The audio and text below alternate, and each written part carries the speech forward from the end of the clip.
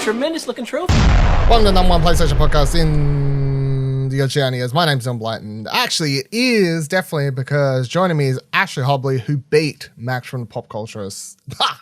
Yes, number one. It was decided in a moment, but you know, what are you going to do?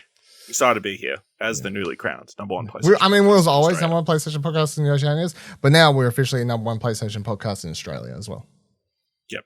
Boom. So, you know. Take that, Max. Come for the title. Ryan. Come for the belt. Come on. Beat down. Should have been a PAX if you wasn't there. You didn't have a chance. Didn't have a chance. Shout out to the devs of Nightcrawlers. For the game that decided it all. This week, in the trophy cabinet, silver trophy for Kojima hints, a gold trophy for PlayStation Stars, and a platinum trophy for God of War going gold. Before we jump into the news, though, just before recording, you wanted to talk to me a little bit about PAX. Hit me. Yeah. So obviously we're at PAX. Not a great showing from PlayStation this year. Absolutely nothing outside of nothing exclusives. It was just like, hey, you can play Spider-Man and Miles Morales. Yeah, and they had a Street Fighter 6. I assume that was running on PS4. Probably. They had the whatchamacallit for the photo op out in the thing too. The Horizon Stalker or whatever. Stalker, yeah. And also the thing we'll talk about later. That a cosplayer. Yep. But what I thought of a great idea for a panel next year. Yep. Right. You know, it just came to me like in the last 24 hours. I'd like to clarify. We've definitely brought up panels before on this show, and the only reason that we have never got a yes or no to a panel is because we have never taken the step to get a yes or no, which is that we've never actually submitted a panel. Idea. It's a lot of work. You have to ask people. Just expect them to be like, hey, you should have a panel. You know, don't submit it. Yeah. You should have this panel. Here we go. The Great Crappy Platinum Race. The Great Crappy Platinum Race. So what's the? I feel like I'm already winning. Team, or I assume it won't just be one person. That'd be pretty boring if it's just one-on-one. Yeah. Each team gets, say, $50, $60 before the event. Okay. They can buy whatever games they want. Install it on the PS5. Okay. Then once the panel starts, you try and earn as many platinums as you can before the end of the panel. New user profile. You mean? Yeah. Yeah. I mean, you could use somebody's profile, but you just have to work out the math. Yeah. You know what I mean? You could definitely not use mine, is what we're saying. Yeah. Well, yeah, because all your platinums have already been taken. So I mean, it's you'd be at a terrible disadvantage. But yes, you have to try and earn as many platinums as you possibly can in like the 45-minute timeline. Do you think this would be entertaining? I feel like you'd need a commentator, right? I think you would probably run a Q&A at the same time. Q&A while trying to earn a 50 easy plats in under an hour. Yeah. Or as just whoever gets the most. Yeah. Ideally wins. 50. I mean, that's a lot. That'd be impressive. That'd be insane. But I mean, that's because obviously you'd have to. It'd be the most time consuming thing would probably be switching between the games, picking which games you're gonna like, what order, especially if you're up against another team. Like, are they gonna go? You know, how much research are they gonna put in? Yeah. I feel like I'd win this, and if I lost this, it'd be ultra shameful. Maybe. Just saying. No, that's a good idea. And maybe, like if there's teams of 3 or something, and each person has to you have to like switch between players. Switch places. For each platinum. Switch places for each. Yeah, okay. Yeah. So then it's like, what do you call it? Like a baton race? Like a relay race, yeah. Relay, yeah. It's like trophies or relay. Like Bathurst. Yeah. Where they swap drivers. And in this case, the dual sense is the car, and we are the driver. The drivers, yeah. No, that's a good idea. Copyright that idea. I don't know if crappy needs to be the correct term. You know, it could be just be the great easy platinum. The great easy platinum race. Yeah, I can picture that. That. Let's sit on it and see if we actually submit that next year. Follow through, yeah. Let us know if you think we should submit this, and if you'd like to watch us do this with other competitors. Ryan and Max from Pop C, and then whoever else we can get. Because that would definitely be, obviously, the... Yeah. Don't know. Then we'll go from there. But let us know. Let us know if you think that's a good idea.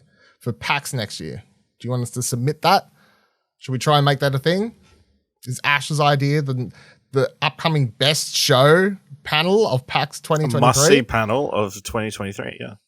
Could be. Could be. And who knows how many Easy Platinums will be released between now and then? Hundreds. At the rate they go at the moment, hundreds. It's just going to be a lot of press and X.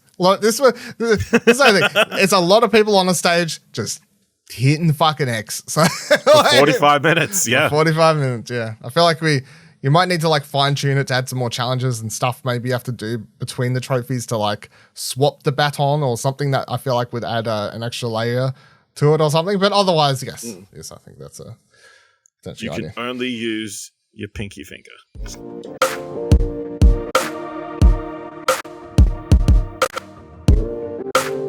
All right, let's jump into a little bit of PlayStation news we do have for this week. Firstly, with the fact that God of War has gone gold. Coming out this year. Pumping his fist. As confirmed by Santa Monica CEO writes, DualShockers, the highly anticipated God of War Ragnarok has gone gold. This means that the game's core development has been completed and it's ready to be printed onto discs. With that knowledge in mind, it's safe to assume that the game won't be delayed and will hit its November release date. That being said, in the modern era of digital releases, going gold isn't exactly what it used to be, which is true. You feeling excited now that we're less than a month away? Like it's we are less than a month away. It's crazy. Yeah, very keen. You know, all the Santa Monica people very excited. Seeing lots of posts of like they've got new merch and stuff internally because the game's got gold. So yeah. Very exciting. I know that some players, like possibly some review copies, have already been sent out to certain people. Crazy.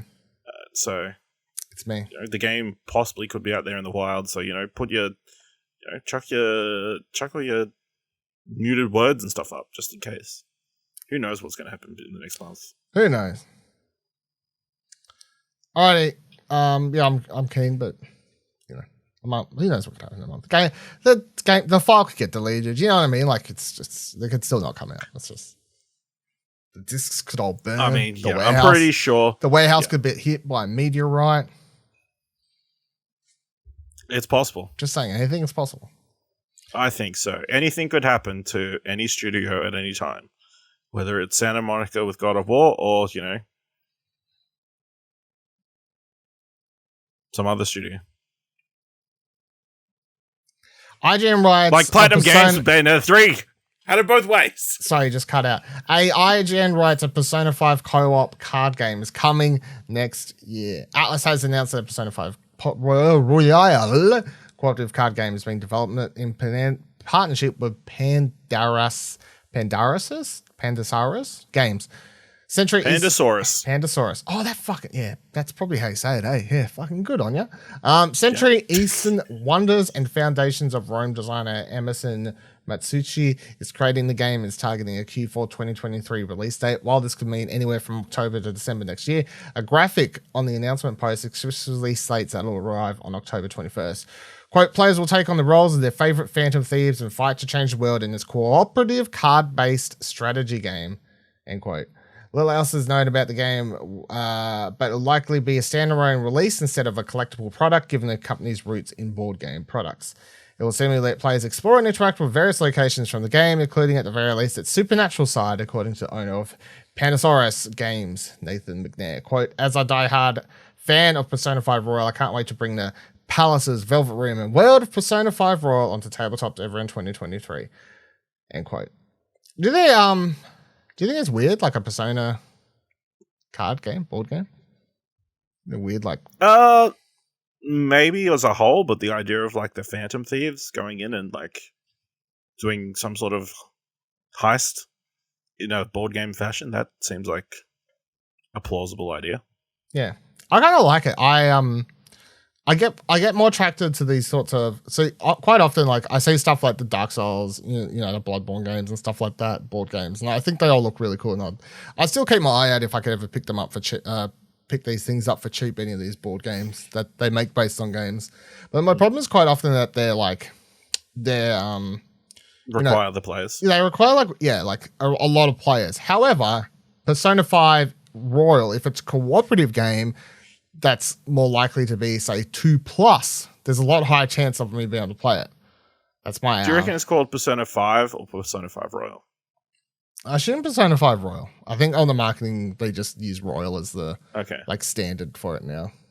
For the game anyway. So, but yeah, if it is like say 2 to 4 or 6 or whatever players versus the deck, which is usually how these sort of card games play out work, then I think that's it's a cool idea, because I've played some of the the DC deck ones where they're like 2 to 4, 2 to 6, whatever it is, and you just verse the deck and stuff like that, and they're pretty fun. But yeah, I think that sort of thing would work sort of well for this if you're, as you said, like there's enough locations and creatures and all these other sort of stuff that could bring the game alive. So and recently video games have had quite a success, I guess, in this transition into having some board game adaptations or takes on them and stuff like that. I think it's pretty cool. So yeah, a lot actually recently. So more so than I think I've ever seen in my entire life, probably in the last few years.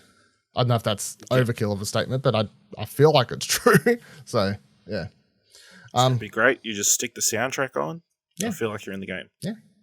Okay, dilemma. You just have to romance all your friends as well. That's the other thing. You draw a card, kiss the friend to your left. Oh, it's a dating game. Here's a weird one. It's going to make me really angry. But so Eurogamer writes, Sony has said it's, quote, not unthinkable, end quote, it will now develop film or TV versions of FromSoftware's games following its recent increase in ownership of the Japanese developer. At the end of August, both Sony and Chinese publisher Tencent increased their shareholding in the Elden Ring and Soulsborne studio. Sony now owns just over 14%. Now, speaking to Reuters, I've never had to say that out loud, Reuters. PlayStation studio boss Reuters. PlayStation student boss Herman Holst has said the purchase opened up the possibility of FromSoftware properties getting the PlayStation Productions treatment. Quote, you should think of collaborations on the game development side first and foremost. But it's also not unthinkable with our PlayStation Productions effort that we explore opportunities, end quote. Sony has recently made rapid plans to turn many of its own first-party properties into TV and film productions, with almost all of their top-tier franchises being adapted in one way or another. Here's the thing with this. I think all the Soulsborne games are prime for adaptations. Like, there's so much lore and these fantastic like creature and character designs and all that sort of stuff. If I get a fucking Netflix adaptation of Bloodborne before a version of that game that can run above 30 frames, I'm going to flip my fucking lid. That's the only way it's going to get made. If there's a Netflix adaptation, they'll remaster it. If they come hand in hand, they'll give you all those unnecessary frames, and unnecessary frames. Your life's an unnecessary frame. Oh no, the arm moves a little bit smoother. No, that's not how it works at all. Fucking my eyes still can't perceive anything more than 24 frames per second, but at least I know it's there. When's the last time you had your glasses? It's a placebo. 24 frames per second, 60 frames per second is a placebo effect.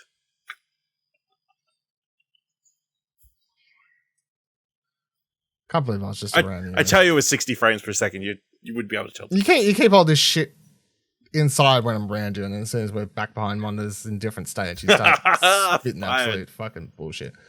Yeah, I see how it is. Your PSN and Steam accounts can now be linked, writes VG 24/7. Good news, everyone. You can now link together your Steam and PSN accounts. In case you're not shaking your boots, screaming and soiling yourself in hype, this means you can claim some super rad stuff on PC versions of certain PlayStation titles. Snark and sarcasm aside, this marks the latest step on Sony's invasion of the PC platform. You want an example of some of the perks? How about Marvel Spider-Man Miles Morales? If you link your Steam and PSN accounts, you can claim some cosmetics and in-game bonuses, including the Resilient Suit and early unlock of the Concussive Blast and 2 skill points. But what else does this mean aside from Miles Morales players getting a nice little boost if they decide to pick up the game on PC now? Well, as briefly mentioned earlier, it's a rather major milestone in Sony's slow but steady trudge onto the platform. We've seen them make pushes here and there with services like PlayStation Now, allowing you to play games like Bloodborne on PC for a while now, but this newly found connectivity adds some extra justification for porting over Sony's biggest titles to the platform.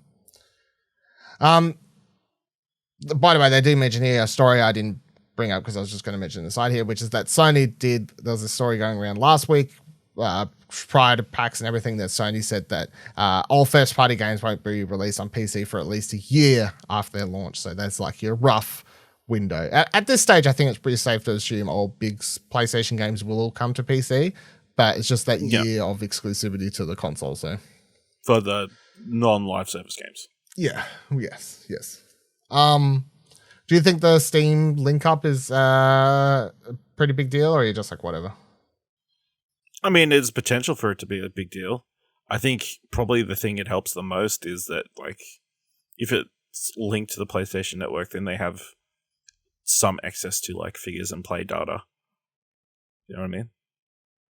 So they can kind of track like, how many hours you're playing, because they do that. Obviously, we know they release their thing at the end of every year, even though we don't have any access to any of that information.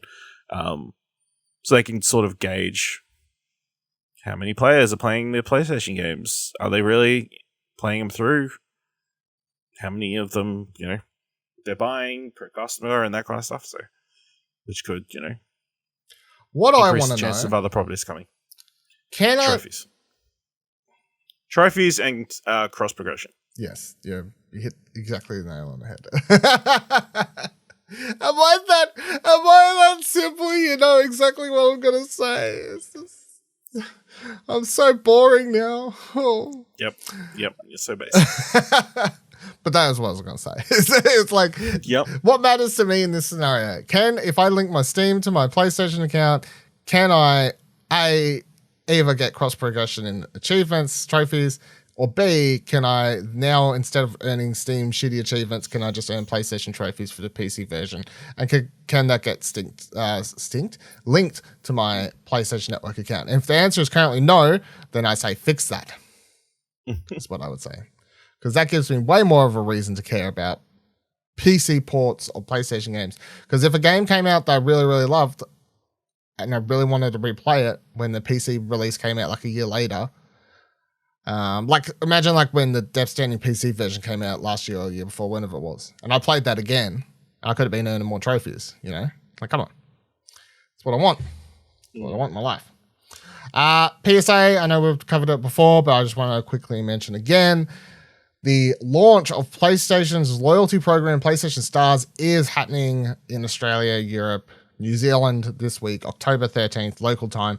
I have no idea if that's 12:01 a.m. or whatever. Maybe. We'll find out. We've talked about it. I'll have a link in the show notes, of course, to the article I've got up where it's got a little bit of the important keynotes from the press release they put out for it and stuff like that. But I'm pretty keen to dig in there and see what stuff I can unlock and little knickknacks I can set up and trophy, little character things I can get and set up on my profile. So that's this Thursday, right? I think. Is that right? Yeah, this Thursday. So maybe at midnight I'll just have a look-see if it goes straight up. But do not forget that is happening this week, and you will be able to no matter what you buy, you get extra points if you're a PlayStation Plus Deluxe or whatever, remember, or just PlayStation Plus, something like that. You get extra points, but no matter what you buy, you earn points, and then those points you can use to buy random shit, or also you can redeem them for PSN credit vouchers and games and stuff like that. So definitely want to opt into it. You may as well opt into it. There's no reason really not to. So Hideo Kojima. I've heard of him. Me too. So, Kojima Productions has teased a new game that will star Elle Fanning, writes Polygon. Elle Fanning, sorry. A QR code spotted at PAX AUS gaming event in Melbourne, Australia, shoutouts, leads to an image hosted on the Kojima Productions website of Fanning with the words, "Who am I?" printed across her face. Text down on the side of the image reads, Hideo Kojima cross Elle Fanning. Yep. A reveal follows this reveal follows a similar image with a face obscured and a silhouette appearing online around the time of the Tokyo Game Show in September. There seems to be more to come. Alongside the QR code at PAX, there was a new poster featuring a different silhouette and the words, "Where am I?" Kojima tweeted both images, implied that there would be a third tease and a reveal to come after the where question has been answered. So on the tweet, it said TGS, who? L. Then it says PAX, where? Question marks. And then the third is question mark, question mark, question marks. So what's this all about? Writes Polygon. The most likely possibility is that Kojima is teasing a sequel to Death Stranding. Actor Norman Reedus, who appeared in the game, has said in an interview that work has started on the second one. It is yet to be formally announced. Indeed, a Kojima Productions producer retweeted Kojima's tweet with the hashtags Death Stranding and Where Am I? The producer's tweet has now been deleted. Kojima is also working on a completely new game for Xbox, although this sounds like it could be some way off. It may take some time, said Kojima when announcing the game earlier this year. At the time, Kojima Productions also took pains to note that it is still working with Sony, which published Death Stranding on PlayStation 4 and PlayStation 5. These two games fit the profile of the one big and one new game that Kojima told Famitsu magazine he was working on in late 2021. There is a third possibility, however. In June, leaker Tom Henderson reported that he had seen footage of a Kojima Productions horror game starring Margaret Qualley and titled Overdose. Could that be Qualley's silhouette in the where image? We'll find out soon enough. Probably. If the end of this breadcrumb trail is a full new game reveal, then December 9th, the Game Awards would be a likely venue. And I 100% agree with that. I assume we're getting a trailer for this at the Game Awards. This whole lead up is literally a bunch of promotion at events happening around the world in the lead up to the Game Awards in about 2 months, I guess. Yeah, 2 months. 2 months, roughly. What do you think? Death Stranding? Something else? Xbox game? Music album? Clearly it is the video game adaptation of The Great. Huzzah. Huzzah! Yeah, I don't know. It's just like all the options are out there. I don't know why. The Death Stranding one seems like an odd pick.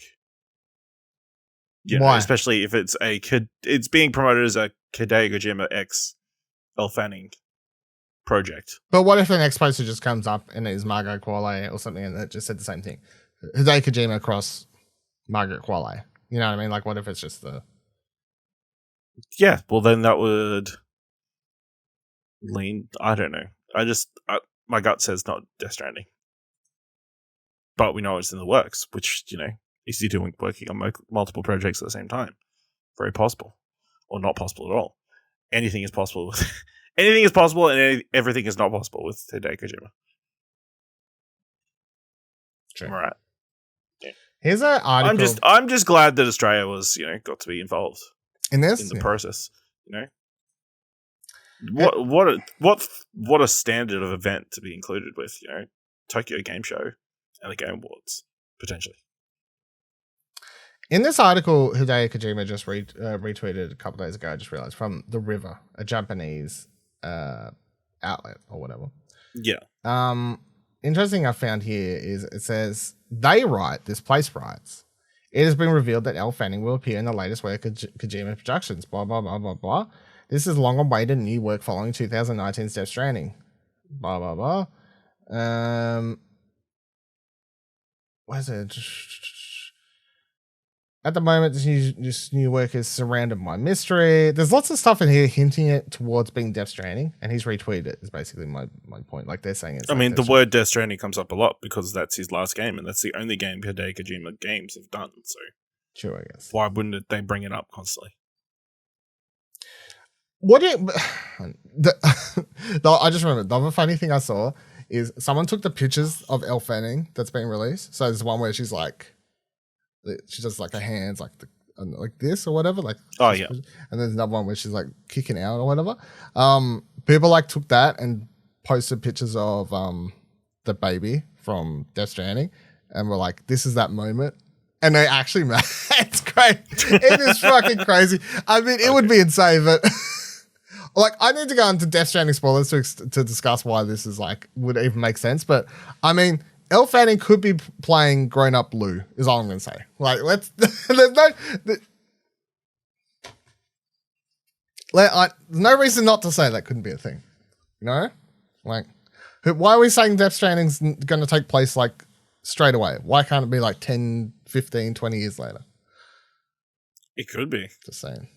So, look, if we're getting a Death Stranding 2 announcement this year, though, I'm pretty fucking hyped. To be honest.